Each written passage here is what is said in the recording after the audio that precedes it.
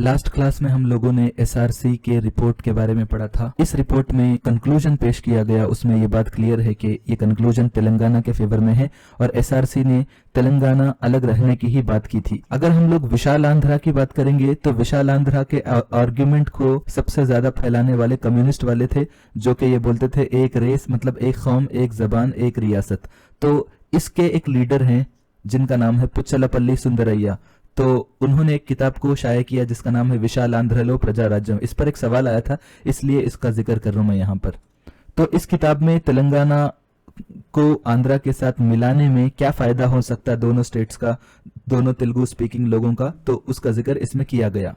लेकिन यहाँ पर एक बात बताना जरूरी है कि आंध्रा के जो लीडर्स थे, जो मद्रास स्टेट के साथ थे, वो लोग एक लंबे अरसे से, मतलब 1911 से फिर 1937 से ये प्लान कर रहे थे कि एक ना एक दिन हम लोगों को यहाँ पे हैदराबाद स्टेट में मिलना है। हैदराबाद, क्योंकि हैदराबाद स्टेट के जो तेलंगाना रीजन है वहाँ के लोग तेलुगु बोलते और हम लोग भी तेलुगु बोलते, और वहाँ पर मतलब वहाँ के हैदराबाद स्टेट को और आंध्र प्रदेश को दोनों को मिलाने की सूरत में उसके क्या क्या फायदे होंगे, वो पहले से वो लोग उसका नक्शा, उसकी प्लानिंग कर रहे थे। अब ये बात बोलते देखिए, शादी नहीं हुई, बच्चे का झूले का ख्वाब देख रहे।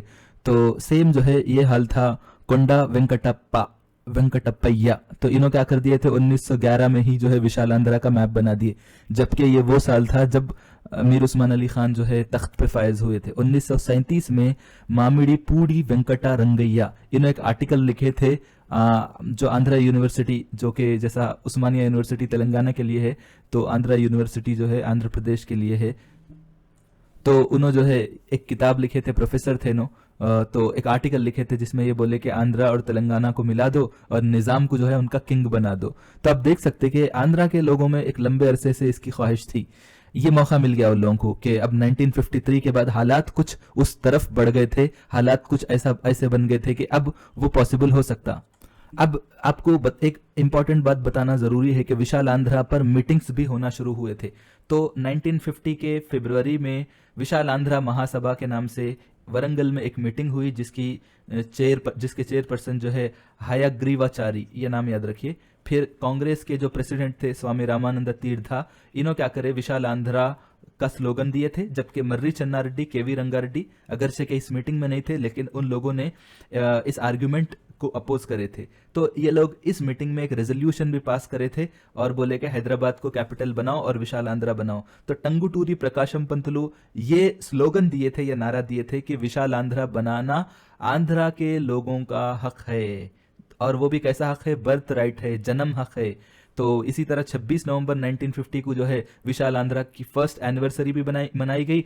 और जो प्रकाशम पंतलु है, इन्हों क्या करे, सरदार वल्लभ भाई पटेल को लेटर दे के भेजे कि हम लोग ऐसा विशाल आंध्रा का जो है फर्स्ट एनिवर्सरी मनाए।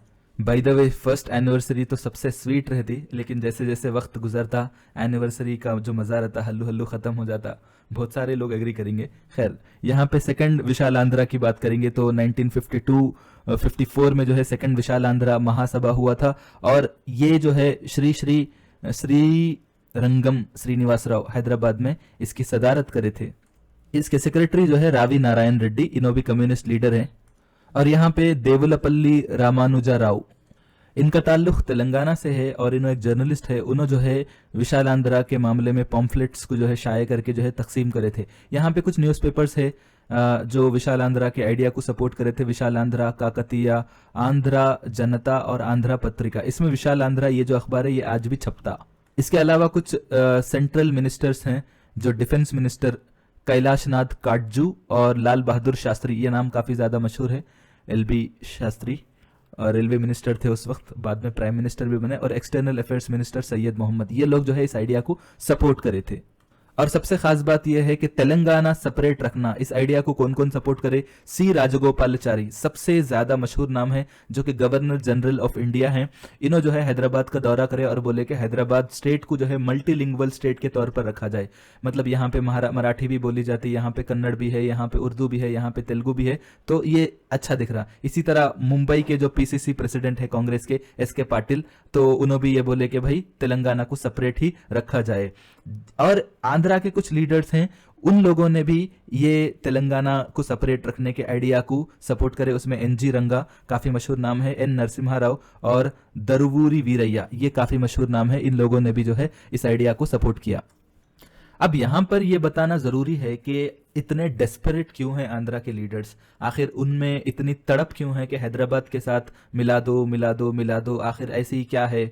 मतलब बोलते ना कि भाई अभी इब्तिदाई इश्क है, होता है क्या, आगे आगे देख होता है क्या, तो अभी बस पसंद आ गया और बोल रहे हैं कि भाई मिला दो मिला दो मिला दो। तो आंध्रा का सिचुएशन समझना जरूरी है।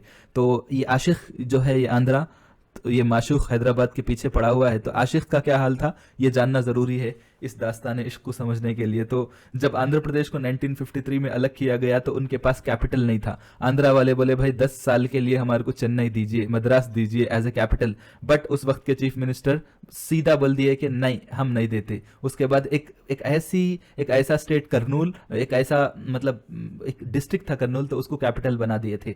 और उनका जो फाइनेंशियल कंडीशन था, उनका डेफिसिट बजट था। और यहाँ पे जो ऑफिसर्स को मतलब ऑफिसर्स का ट्रांसफर होता, मद्रास से वो लोग करनूल आए, तो उन ऑफिसर्स को रखने के लिए जगह तक नहीं है, उनको मकान तक नहीं दे सका आंध्र प्रदेश। और कैसा रखे फिर उनको, टेंट में रखे थे, टेंट मतलब सॉरी यहाँ पे कैसा रखे थे, टेंट्स की शक्ल में, मतलब क्या बोलते खीमों की शक्ल में थे, और ABCD टाइप्स ऑफ टेंट्स जो है लगाए गए, और वहां पे डेरे जैसा लगाते ना, हमारे पास डेरे लगा के ऑफिसर्स रहते थे, तो वो जो जगह है उसको डेरा नगर बोला जाता, क्योंकि वहां पे गवर्नमेंट ऑफिसर्स के डेरे लगाए गए थे। तो अब आप सोचिए कि क्या हाल था उन लोगों का जब मद्रास से अलग होके करनूल एज ए कैपिटल आए थे, और करनूल में ऑफिसेस नहीं है, जो बड़े बड़े ऑफिसर्स हैं उनको रहने के लिए घर नहीं है, तो बिल्डिंग्स नहीं है, दूसरे फैसिलिटीज नहीं है। तो यहाँ पे क्या है कि ऐसे हालात में करनूल से 200 किलोमीटर के दूर पे हैदराबाद था, तो उनको एक बेहतरीन जगह नजर आ रहा था हैदराबाद, कि वाह हैदराबाद में चार मीनार है, पता नहीं उस दौर में क्या क्या है, सब कुछ नजर आया। तो वो डेस्परेशन जो है वो उसी दौर से उनके अंदर पाया गया। तो इन लोगों ने एक टूल, लैंग्वेज को एज ए टूल यूज किया कि भाई तेलुगु जो है, तेलुगु स्टेट के लोग एक हो जाते, इत्तेहाद सब एक बन जाते। बट यहाँ पे मसला ये है कि इन लोगों में जो विशाल आंध्रा के एक्टिविस्ट्स हैं, उन लोगों को तेलंगाना के मिनरल रिसोर्सेस और वाटर रिसोर्सेस में ज्यादा दिलचस्पी थी, ना कि तेलुगु लैंग्वेज या तेलुगु इत्तेहाद। इससे किसी को कोई मतलब नहीं है, ये बताना जरूरी है यहाँ। और यहाँ पे ये भी बताना जरूरी है कि सेंट्रल गवर्नमेंट का एटीट्यूड क्या था, सेंट्रल गवर्नमेंट क्या चाहती थी। तो पहले यहाँ पे जवाहरलाल नेहरू का एटीट्यूड समझना जरूरी है कि नेहरू को पसंद ही नहीं था विशाल आंध्रा बनाओ, जवाहरलाल नेहरू को पसंद ही नहीं है विशाल आंध्रा का आइडिया।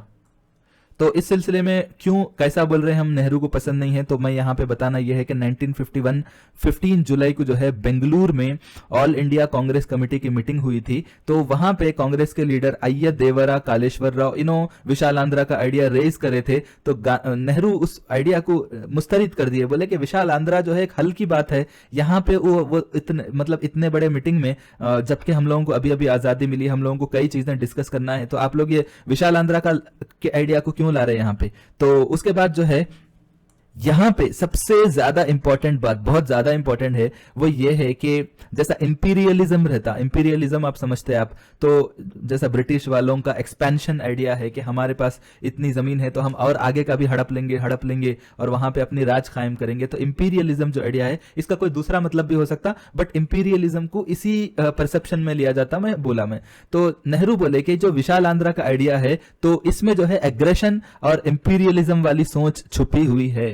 तो आंध्रा वाले वहां से मद्रास से जो है अलग हुए, अब इनको जो है इंपीरियलिज्म मतलब इसको तेलंगाना के एरिया को मिला के यहां पे अपना कब्जा जमाना है। तो ये बहुत ज्यादा इंपॉर्टेंट है। अब यहां पे फिर ये स्टेट बनता कैसे, जब प्राइम मिनिस्टर ऑफ इंडिया इतनी बड़ी बात बोल दी है, तो फिर उनको कौन डराए, उनको डर किस बात का। तो आंध्रा के रूलर्स जो है मारूफ है, मशहूर है सामने वाले को डराने में, धमकाने में, परसुएट करने में, और ये बोले कि हैदराबाद स्टेट को अगर आंध्रा के साथ नहीं मिलाए तो आपके लिए एक नया मसला पैदा हो सकता। वो मसला ये है कि निजाम की हुकूमत ने ऑलरेडी यूनाइटेड नेशंस के सिक्योरिटी काउंसिल में इंडियन गवर्नमेंट के खिलाफ ऑलरेडी पिटीशन को फाइल कर दिया है। किसके खिलाफ? पुलिस एक्शन के खिलाफ। और ये डराए हैं कि तेलंगाना साउथ पाकिस्तान बन सकता अगर वो एक नई रियासत बनने की सूरत में। यानी कि डर इस बात का है कि आप तो बोल रहे हैं हैदराबाद को सेपरेट रखेंगे, लेकिन ऑलरेडी काम कर दिए मीर उस्मान अली खान इतना बड़ा, और ये साउथ पाकिस्तान बन सकता। तो ये डर की वजह से नेहरू जो है यहाँ पे रिलक्टेंटली सपोर्ट करे विशाल आंध्रा के आइडिया को, जबकि उन्होंने शुरू में उसके लिए तैयार नहीं थे।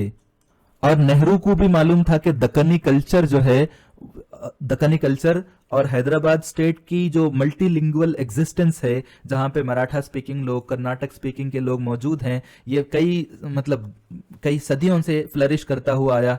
ये दक्कनी कल्चर को जो है मिक्स करना नेहरू को जो है पसंद भी नहीं था। इसका मतलब यह है कि दक्कनी कल्चर से जवाहरलाल नेहरू अच्छी तरह से वाकिफ थे।